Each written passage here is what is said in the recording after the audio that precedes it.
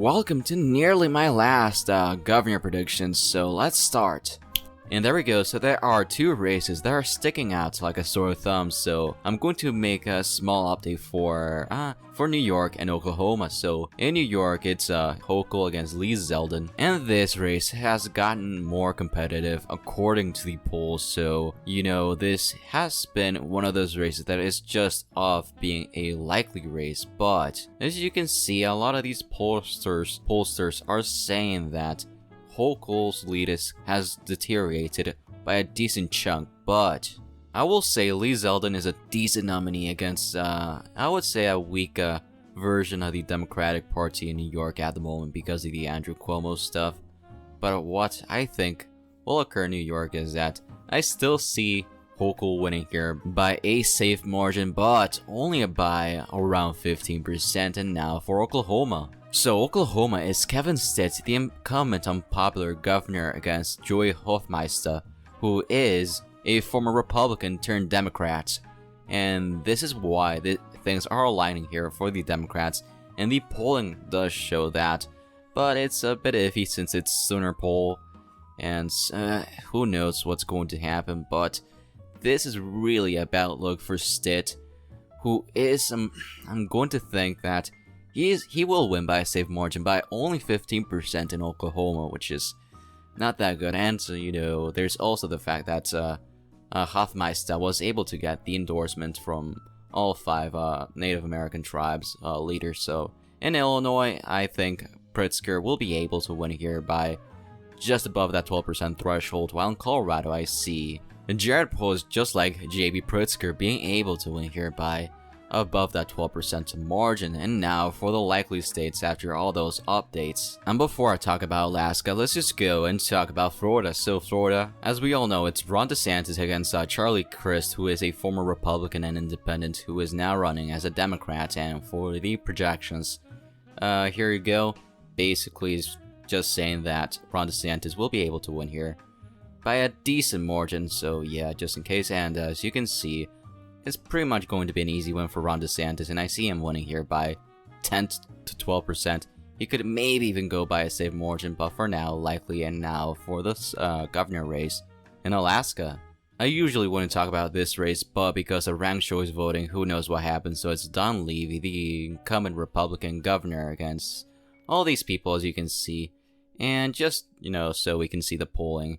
I know some of you would be quite interested because there's been a bit more from Alaska survey, and as you can see, it's quite interesting. They right here, so I'm not too sure what will happen, but I see who knows the margin. I see the incumbent governor winning here by a likely margin. Not too sure what that margin will be, but I'm going to say it's gonna be below Ron DeSantis, of course. And talking about incoming governors, let's go talk about Rhode Island. For Rhode Island, it's Damaki against Kalis, the Republican. And let me check if there's been any polling. Just another miss by the polling industry, but whatever. It is what it is. And there hasn't been any polling, so I'm just gonna say that who knows what happens, but I'm gonna say 8 to 10% or around that margin, or 7 to 9%. For as Dan McKee win. And now for the other neighboring states in the race in Connecticut. And if you don't know yet, it's a rematch between Ned Lamont, the incumbent governor, who is more popular now, against Stefanowski, and the polling has been, you know, quite stagnant, as you can see. There's still some undecided voters, but Ned Lamont is pretty much going to be projected to win here. I'm going to say by 6 to 8% from what I can see. And now I think that's it.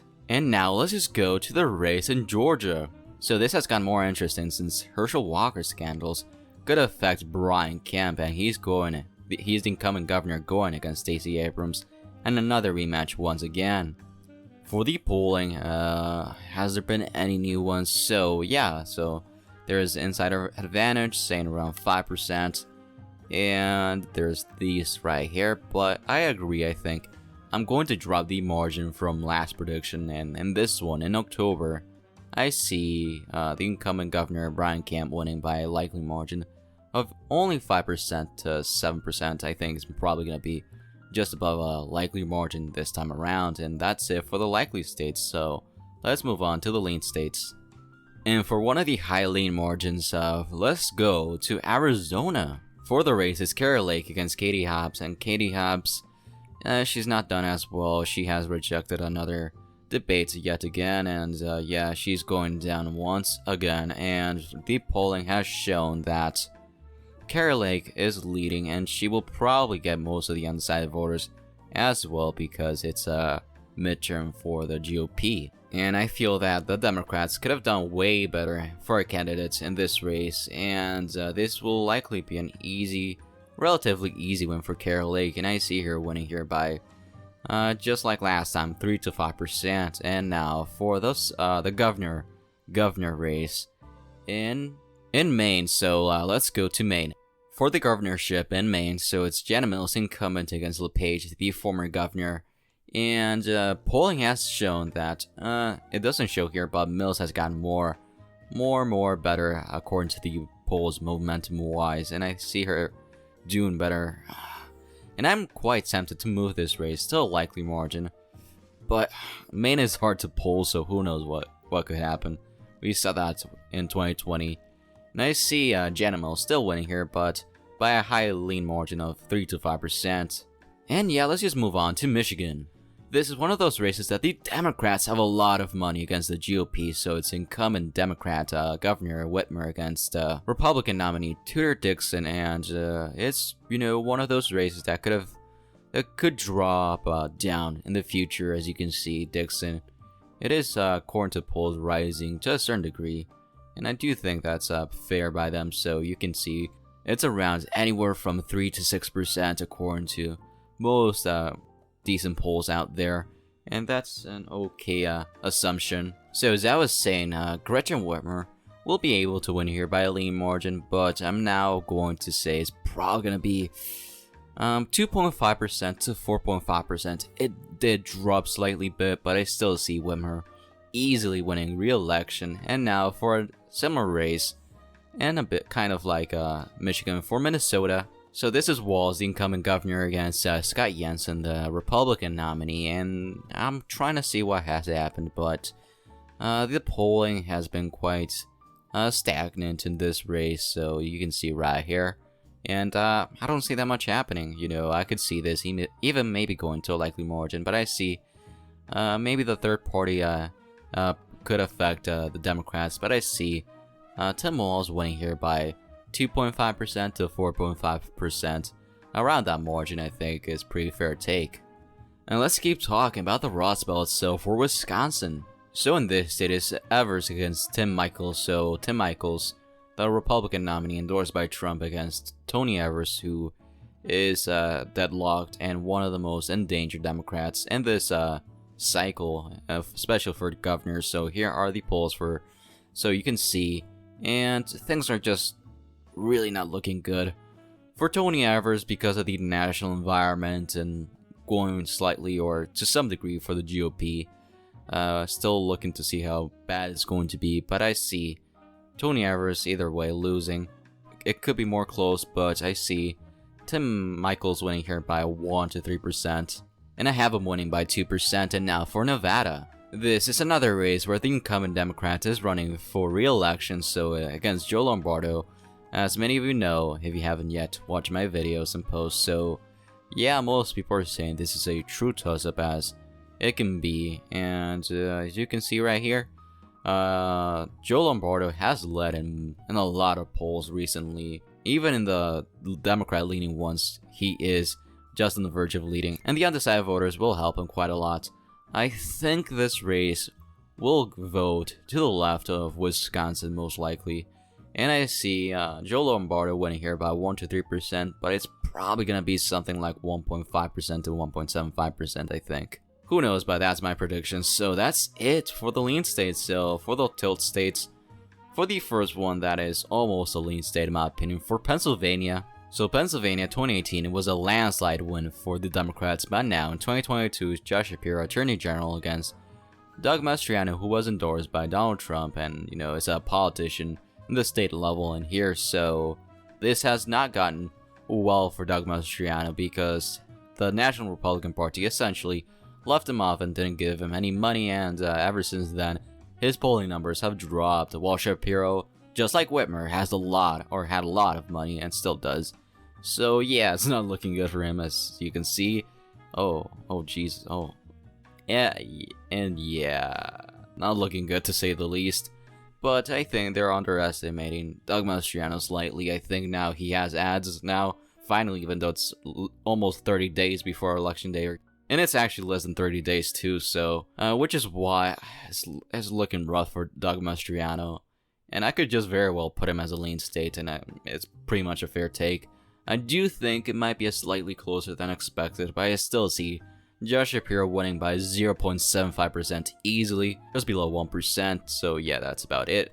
So now we're getting to the true toss-up areas in my opinion, so I'm just gonna start off for the first one. New Mexico 2018 was a huge win for Democrats, but now in 2022, now it's getting a big issue for Ron Ketty, who did get the endorsement of former Governor Gary Johnson. So the issue is the Libertarian Party still competing. So let's go to the polling right here. He's gaining some momentum, but will it be enough? Who knows? And they're showing Libertarian getting around 5%, but yeah, it's not looking good in this sense that a lot of the pollsters are giving Grisham the late 40s in voting. I still think the pollsters are underestimating, or overestimating, I should say, Grisham, but I still have this race barely going for the Democrats by a tall margin. I think this could very well change if Ron Ketty gets the momentum before the election, which could very well happen. Now for another true toss-up for Kansas. In 2018, Kelly won here by 5%. Now in 2022, it's a bit similar in some ways by the fact that there's a third-party candidate, just like 2018, but it's still not a good spot to be in for Laura Kelly in the middle of a red wave, so the polling has been quite lackluster. Almost 0 pollsters have touched the race and decided to poll Texas way more for some reason. The latest one was from Emerson, if I'm not mistaken, and the issue is there's a lot of undecided voters, so who knows what happens in the end. There's just too many undecided voters to really know what happens, and no pollsters have polled here, so, and a big L for the polling industry, and shows you that they're way more careful this time around, are not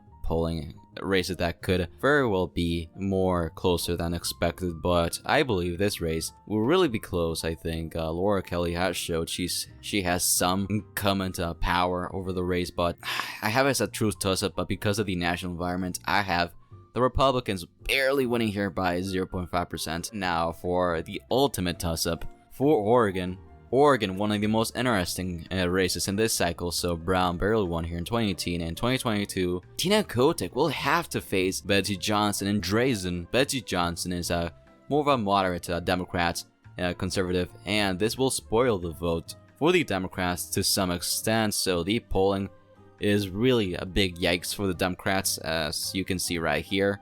Yeah, it's not looking good, and there's still a lot of undecided voters, but it is a red wave midterm, so it's really looking rough for her. I still think some Betsy Johnson voters will go for Kotek, because that's what usually happens with third-party voters.